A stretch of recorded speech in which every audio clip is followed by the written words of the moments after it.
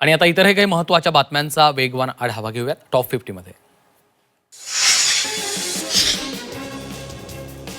मुंबईतील मातोश्रीवरील ठाकरेंच्या खासदारांची बैठक पार पडली आहे. या बैठकीला भाऊसाहेब वागचौरे, ओमराजे निंबाळकर, संजय जाधव गैरहजर होते, तर संजय देशमुख आणि नागेश पाटील आष्टीकर हे ऑनलाईन उपस्थित होते.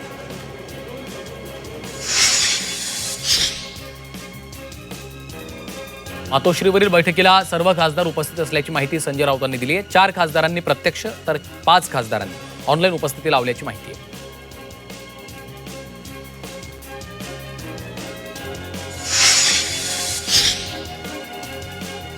ओमराजे निंबाळकर यांचे चिरंजीव रुग्णालयात आहेत. भाऊसाहेब वागचौरे यांच्या पत्नी आजारी आहेत, ते शिर्डीच्या रुग्णालयात उपस्थित होते.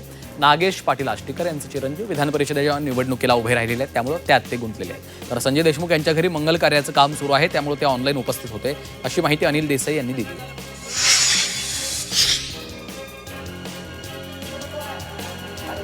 भाजप आमदार गोपीचंद पडळकर यांनी जयंत पाटलांना डिवचलं. आमदार जयंत पाटलांचा बालेकिल्ला असणाऱ्या सांगलीच्या ईश्वरपुरात पडळकरांच्या उपस्थितीमध्ये अहिल्यादेवी होळकरांच्या जयंतीनिमित्तानं मिरवणूक आणि सभा पार पडली. यामध्ये शायरी करत पडळकरांनी जयंत पाटलांवर निशाणा साधला.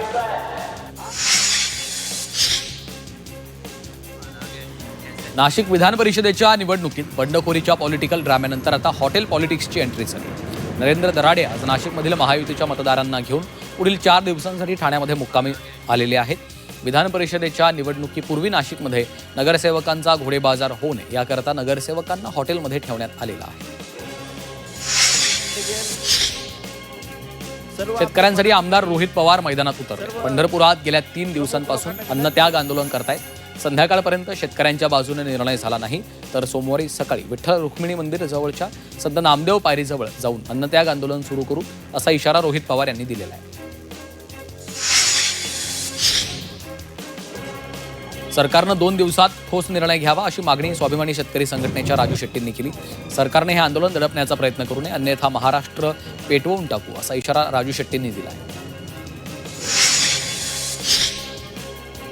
भाजपचे महाराष्ट्र प्रदेशाध्यक्ष रवींद्र चव्हाण हे आज जळगाव जिल्ह्याच्या दौऱ्यावर आहेत. विधान परिषद निवडणुकीच्या पार्श्वभूमीवर रवींद्र चव्हाण जळगावच्या दौऱ्यावर आहेत.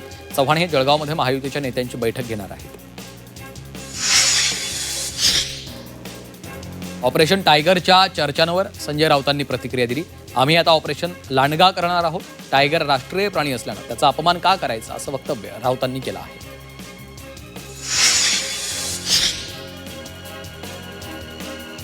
पांढऱ्या पट्ट्याच्या मुद्द्यावरनं जैन मुनी निलेश चंद्र आणि मनसे नेते संदीप देशपांडे यांच्यामध्ये चांगलीच झुंपल्याचं पाहायला मिळालं.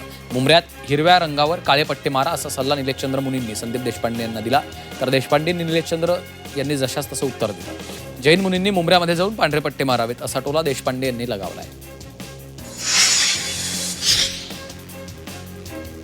भिवंडी राज ठाकरेंचा वाढदिवस हरित वाढदिवस म्हणून साजरा होणार आहे. मनसे ठाणे जिल्हाध्यक्ष अविनाश जाधव यांनी याची माहिती दिली आहे. यावेळी भिवंडी शहर ग्रामीणसह पडघा, मुरबाड, शहापूर या ठिकाणी तब्बल 10,000 झाडं लावणार अशी माहिती अविनाश जाधवांनी दिली आहे.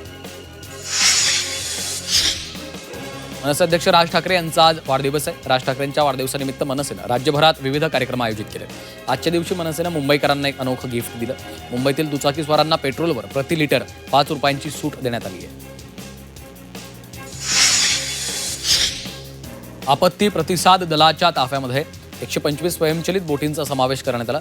पूरस्थिती समुद्र किनाऱ्यांवर मदतकार्य होणार अधिक सुलभ 125 रोबोटिक वॉटर क्राफ्ट आपत्ती प्रतिसाद दलाला देण्याची तयारी सरकारने दर्शवली आहे.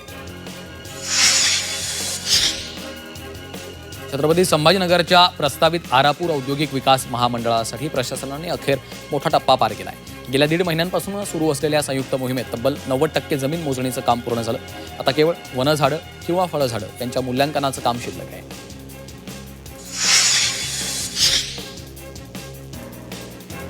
धाराशिवमध्ये बायोडिझेलचा नवा प्रयोग यशस्वी झालेला आहे. शेतामधील कचऱ्यापासून पर्यावरणपूरक इंधन तयार होणार. धाराशिवमध्ये बायोडिझेल निर्मितीचा प्रकल्प उभारण्यात येणार आहे.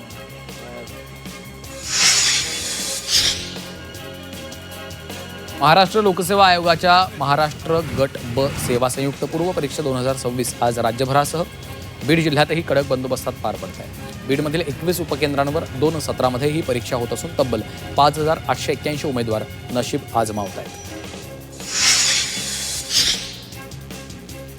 राज्यामधील पावसाळी मासेमारी बंदीचा कालावधी 15 दिवसांनी वाढवण्याच्या हालचाली राज्य सरकारने सुरू केल्या। सध्या 1 जून ते 31 जुलै अशी 61 दिवसांची असणारी बंदी 76 दिवसांपर्यंत नेल्यास समुद्रामधील माशांच्या प्रजोत्पादनाला मोठा वाव मिळेल। त्यामुळे राज्यातील मत्स्य उत्पादनात मोठी वाढ होईल, असं नितेश राणे यांनी म्हटलं। पनवेल, कामोठे, खांदा कॉलनी, खारघर, कळंबोली आणि तळोजा या भागाला अखंडित वीज पुरवठा होणार आहे। या भागामधील वीज पुरवठ्याच्या तक्रारी दूर करण्यासाठी महावितरणकडून काम सुरू करण्यात आलेलं आहे।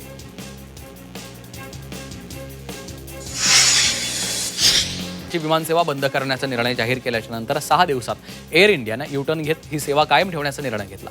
1 जुलैपासून नव्या उड्डाण क्रमांकासह सकाळची दिल्ली विमानसेवा सुरू राहणार असल्यानं प्रवासी आणि पर्यटकांनी समाधान व्यक्त केले। राज्यातल्या शाळा सोमवारपासून सुरू होत असताना प्रत्येक विषयासाठी आठवड्यामध्ये किती तासिका असतील याबाबत शिक्षक आणि मुख्याध्यापकांमध्ये संभ्रम होता। मात्र शिक्षण विभागानं तासिका वेळापत्रक जाहीर केल्यानं शिक्षकांना दिलासा मिळाला आहे। 11वीच्या ऑनलाईन प्रवेश प्रक्रियेतील दुसऱ्या नियमित फेरीची वाटप यादी माध्यमिक उच्च माध्यमिक शिक्षण विभागाने जाहीर केली आहे। यात नामांकित महाविद्यालयामधील कला आणि विज्ञान शाखेचा कट ऑफ लक्षणीयरित्या घसरला आहे। त्यामुळे 90% कमी गुण असलेल्या विद्यार्थ्यांना दिलासा मिळाला आहे। पुण्यामध्ये शाळेच्या पहिल्याच दिवशी गणवेश मिळणार आहे। महापालिकेकडून 47.65 कोटी रुपयांच्या डीबीटीला मंजुरी देण्यात आली आहे। त्यामुळे विद्यार्थ्यांना शाळेच्या पहिल्याच दिवशी नवीन गणवेशात जाता येणार आहे। शाळा सुरू होण्यापूर्वीच शालेय साहित्य महागलंय। शैक्षणिक साहित्याच्या दरात 20 ते 25% वाढ झाली आहे। वह्या, पुस्तकं, पेन, पेन्सिल, रंगसाहित्य तसंच इतर स्टेशनरी वस्तूंच्या वाढलेल्या दरामुळे पालकांच्या खर्चात मोठी वाढ झाली आहे।